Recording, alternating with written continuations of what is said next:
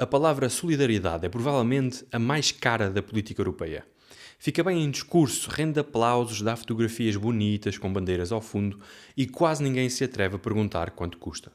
Mas por detrás desta palavra há impostos, há cortes, há escolhas sobre onde é que o dinheiro não vai ser gasto em Portugal para poder ser gasto algures em nome da Europa Unida.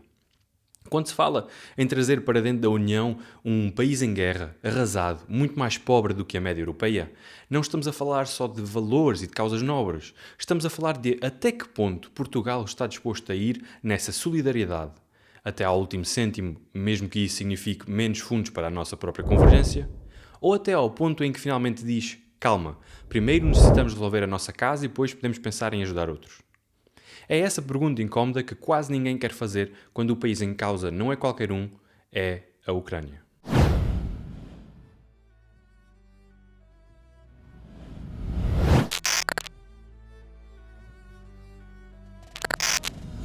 Numa engenhosa manobra política anunciada a 11 de novembro, a Ucrânia anunciou a organização de uma cimeira a 10 e 11 de dezembro com os ministros europeus de topo no país para discutir o futuro do processo de adesão à União Europeia. A organização de uma cimeira dentro do próprio país, enquanto este ainda se encontra em guerra com a Rússia, é uma astúcia diplomática com o objetivo de demonstrar que o futuro da Ucrânia é, sim, com a União Europeia. No entanto, a Hungria continua a utilizar o seu direito de veto para bloquear o processo, visto que o mesmo precisa ainda de ser unânime.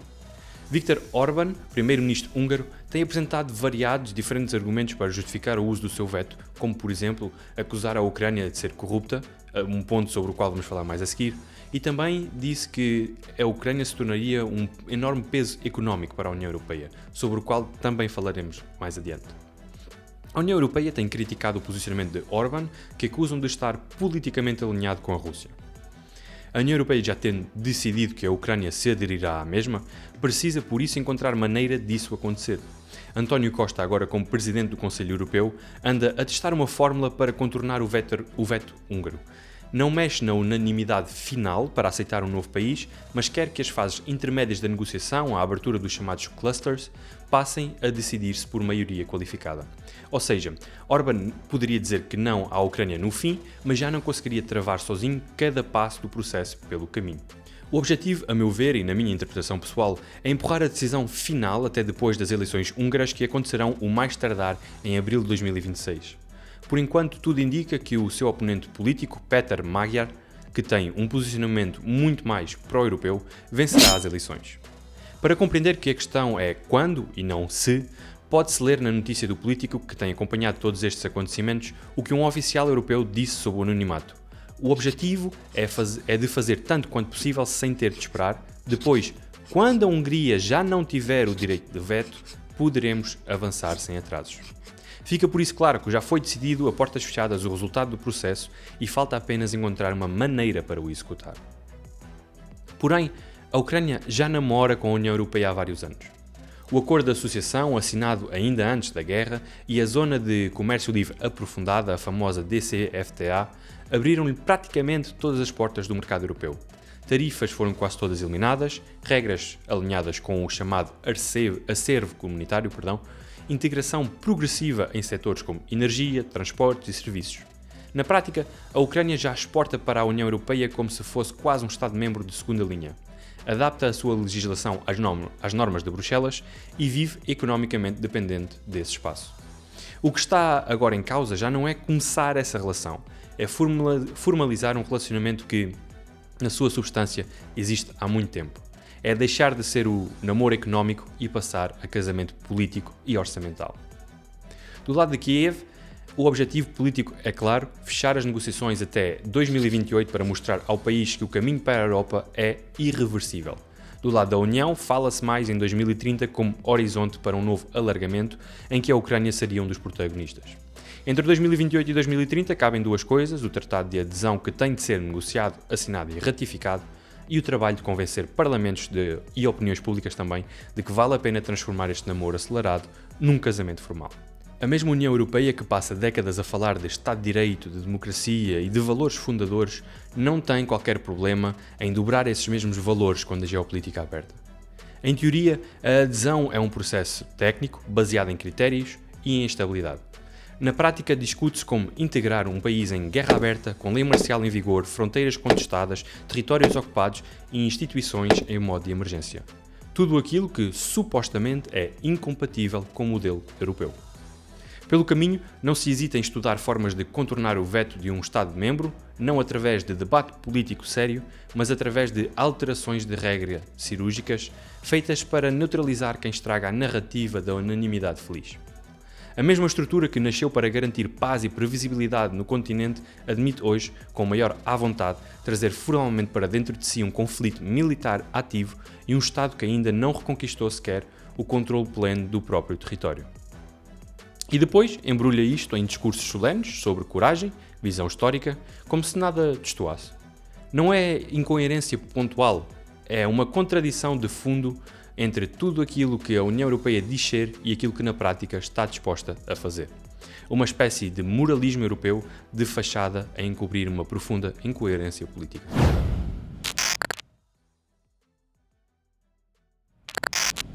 No dia 4 de novembro, a Comissão Europeia publicou um comunicado a fazer o ponto de situação sobre os países em vias de adesão ou em processo de reforma. Montenegro, Albânia, Ucrânia e Moldávia são apresentados como os candidatos da frente, aqueles que Bruxelas gostava de ver dentro da União até 2030. Sérvia, Macedónia do Norte, Bósnia e Herzegovina, Kosovo, Turquia e Geórgia aparecem num segundo plano, ou estão a começar reformas, ou estão bloqueados politicamente, ou simplesmente ainda têm demasiado caminho por percorrer. A 11 de novembro, como já referi, a Ucrânia anuncia a cimeira com ministros europeus em Kiev para discutir a adesão. No entanto, no dia seguinte, 12 de novembro, rebenta mais um grande escândalo de corrupção no país. A investigação foi batizada de Operação Midas pelo NABU, o principal órgão ucraniano de combate à corrupção.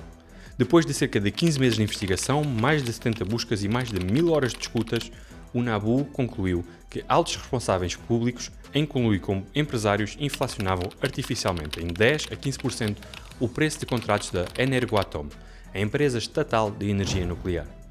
Tudo isto no momento em que o inverno se aproxima e em que a Rússia intensifica os ataques à infraestrutura energética ucraniana.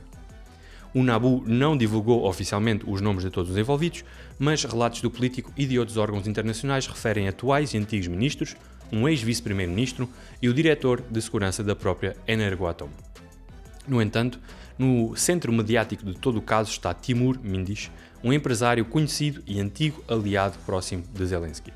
Mindis foi co-proprietário da Kvartal 95, a produtora de entretenimento onde Zelensky construiu a sua carreira como comediante antes de entrar na política. O que ajuda também a perceber por que terá conseguido sair da Ucrânia antes de ser formalmente acusado. Nota importante, o seu país de fuga de escolha? Israel. Continuando, segundo o NABU, Mindis era o cérebro da operação, a figura que agregava os diferentes intervenientes e distribuía as margens inflacionadas. O mesmo nome surge ainda associado a um segundo enredo em que terá usado a sua influência para pressionar o exército ucraniano a comprar coletes à prova de balas chineses de baixa qualidade a um preço superior ao real. Só não avançou porque os testes mostraram que a performance dos coletes era absolutamente inaceitável. Para agravar ainda mais o quadro da corrupção, o alegado circuito de branqueamento de capitais passava por um escritório em Kiev ligado à família do antigo deputado Andriy Derka, acusado de ser um agente russo e também teve que abandonar o país. Nas buscas a esse escritório foram encontrados montantes avultados em notas guardados num cofre que ainda não tinham sido reciclados no sistema. Nas buscas ao apartamento de Mindis, as imagens divulgadas mostraram o que rapidamente se transformou em símbolo do caso. Uma casa de banho inteiramente dourada com sanita e bidé em ouro. Também foram encontrados no seu apartamento sacos cheios de dinheiro vivo. Em termos de escala, estamos a falar de cerca de 100 milhões de euros desviados. Para comparação simples, em 2024, Portugal enviou aproximadamente 159 milhões de euros de apoio financeiro e militar à Ucrânia. Concordes ou não com essa decisão, a verdade nua e crua é que este esquema sozinho representa quase 2/3 de tudo o que Portugal transferiu oficialmente para Kiev nesse ano. Ora, na preparação deste vídeo li quase na íntegra vários relatórios sobre a situação atual da Ucrânia e sobre os passos necessários para que o país possa, em teoria, cumprir os critérios de adesão. Todos são unânimes, em 2 pontos centrais, obviamente a guerra em curso e depois a fragilidade do Estado de Direito, em particular a corrupção de alto nível. No enredo da Operação Midas, o nome de Zelensky não aparece como suspeito direto, mas o contexto institucional em que tudo isto acontece levanta questões sérias sobre a vontade real de limpar o sistema. Por exemplo, a 22 de julho deste ano, Zelensky aprovou a Lei nº 124/14, que retirava a independência funcional dos principais órgãos anticorrupção, o NABU e a Procuradoria Especial SAPO, e os colocava sob o controle do Procurador-Geral. Na prática, esta alteração permitiria influenciar quais investigações avançam, quais são travadas e como são geridos os casos mais sensíveis, politizando por isso estruturas que deveriam ter precisamente como missão investigar políticos e altos cargos do Estado. A reação interna foi forte, registaram-se os primeiros grandes protestos nacionais desde o início da invasão e os parceiros ocidentais europeus fizeram chegar a mensagem clara de que essa lei era incompatível com o caminho para a União Europeia. Perante toda esta pressão, cerca de uma semana depois, o poder político recuou. A lei foi revista e a independência formal do NABU e da SAPO foi restaurada numa correção rápida e quase cirúrgica do erro anterior. É positivo ver instituições e sociedade civil a reagirem, mas fica a pergunta óbvia. Se a intenção era realmente consolidar o Estado de Direito, por que é que foi preciso primeiro tentar limitar a independência destes órgãos para, só depois do escândalo público, voltar atrás? No meio de tudo isto, a posição oficial da União Europeia mantém-se imperturbável. A Ucrânia é a candidata exemplar, é parceira estratégica, está a progredir e a linha de Bruxelas é continuar a negociar e a acelerar o processo. Em teoria, os critérios de Copenhaga exigem estabilidade institucional, Estado de Direito robusto e combate eficaz à corrupção. Na prática, a mesma União Europeia que recita estes critérios de cor está sentada à mesa com um Estado que ainda perde centenas de milhões em esquemas deste tipo e cujo presidente só recuou na tentativa de controlar as agências anticorrupção depois de ter sido pressionado pelos próprios cidadãos e pelos financiadores externos. Ainda assim, garantem-nos que tudo isto é um processo rigoroso, técnico e baseado em princípios. Aparentemente, os valores fundadores da União Europeia são muito flexíveis. Endurecem para disciplinar os Estados-membros incómodos, mas ficam surpreendentemente elásticos quando é preciso empurrar para dentro da União um país em guerra, pobre e estruturalmente corrupto, desde que isso sirva a narrativa.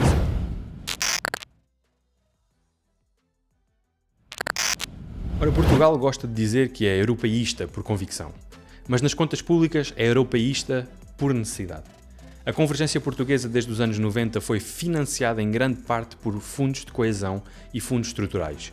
Estradas, saneamento, infraestruturas, formação profissional, parques industriais, centros de investigação, tudo isso tem, em maior ou menor grau, a marca de dinheiro europeu. Na prática, o investimento público português vive dependente de transferências de Bruxelas. Sem esses fundos, ou investimos muito menos, ou o Estado tem de se endividar muito mais. No atual quadro 2021 a 2027, Portugal recebe cerca de 5,5% de toda a política de coesão da União, o que corresponde a qualquer coisa como entre 22 a 23 mil milhões de euros ao longo desse período. É uma fatia desproporcionalmente grande para um país do nosso tamanho, precisamente porque continuamos classificados em grande medida como economia menos desenvolvida em várias regiões. Estes fundos não são um extra simpático, são a almofada que permite ao Estado português manter um nível mínimo de investimento sem arrebentar o orçamento de Estado. Numa linguagem simples, são a muleta que disfarça a fragilidade estrutural do nosso crescimento. Agora entra o cenário ucraniano tal como a Bruegel o calcula. Se a Ucrânia entrasse na União com as regras de hoje, sem períodos de transição, o orçamento europeu teria de subir de 1,12% para 1,20% do PIB da União Europeia e a conta líquida para os atuais membros seria de 0,13% do PIB.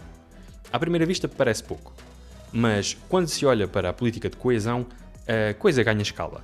A Ucrânia captaria cerca de 32 mil milhões em fundos de coesão, enquanto os atuais Estados-membros veriam o seu bolo encolher em 24 mil milhões no período de 2021 a 2027. Se Portugal continua a apanhar aproximadamente 5,5% da coesão, uma redução de 24 mil milhões para o conjunto significa, em ordem de grandeza, perder cerca de 1,4 mil milhões de euros ao longo do quadro, em média, perto dos 200 milhões de euros por ano. Agora coloquemos isto em contexto interno. O Instituto Nacional de Estatísticas reviu recentemente o excedente orçamental de 2024 para cerca de 0,5% do PIB, o que em números redondos dá cerca de 1.450 milhões de euros. Se Portugal perder em média cerca de 200 milhões de euros por ano em fundos de coesão por causa da entrada da Ucrânia, isso significa abdicar todos os anos de quase 14% do excedente atual. Basta juntar a isto o abrandamento económico previsto e as previsões já de si muito próximas do zero para 2025 e 2026 para perceber que não é preciso muito para transformar um excedente orçamental confortável numa corda bamba orçamental. O mecanismo por trás disto não é misterioso. Ao entrar um país muito mais pobre, com um PIB per capita e um poder de compra bem abaixo do português, a média europeia obviamente desce. Isso faz com que regiões que hoje são consideradas menos desenvolvidas, como em Portugal, passem a ser classificadas como regiões de transição e algumas de transição passem a ser consideradas como regiões mais desenvolvidas. Cada mudança de categoria significa menos dinheiro por cabeça e menores taxas de cofinanciamento. Na prática, Portugal deixa de ser visto como tão pobre na estatística, mas continua pobre na realidade. Só que com menos ajuda para deixar de o ser. Do ponto de vista de Bruxelas, é fácil de vender isto como um detalhe técnico. 0,13% do PIB da União Europeia mal altera as posições de pagadores e beneficiários líquidos.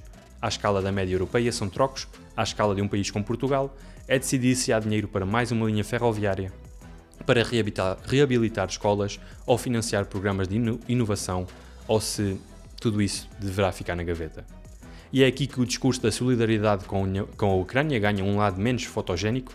Para a Ucrânia receber a sua parte, alguém tem de perder um bocado da sua. No nosso caso, significa um Estado que já vive de excedentes mínimos passar a discutir se consegue manter as contas ligeiramente no verde ou se, em nome da Europa, volta discretamente ao vermelho.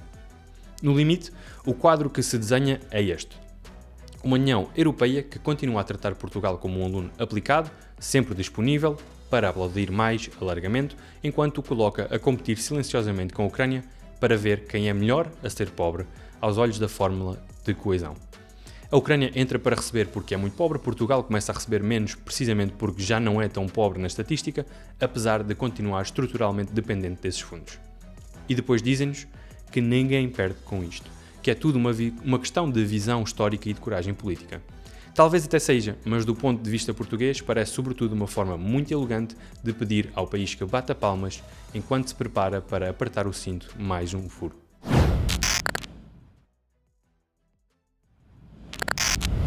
Ora, eu neste vídeo não vou nem estou a dizer se a Ucrânia deve ou não entrar na União Europeia. Não é este o meu exercício, até porque nem sequer entrei a fundo na dimensão geopolítica.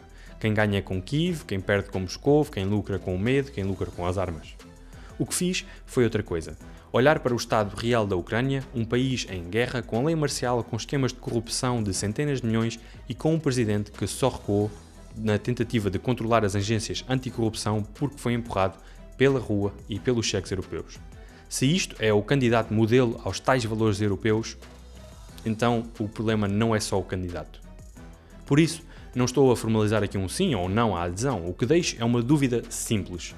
Quando um país em guerra, pobre, estruturalmente corrupto, é apresentado como futura estrela da família europeia, talvez o diagnóstico mais honesto não seja sobre a Ucrânia, mas sobre a própria União.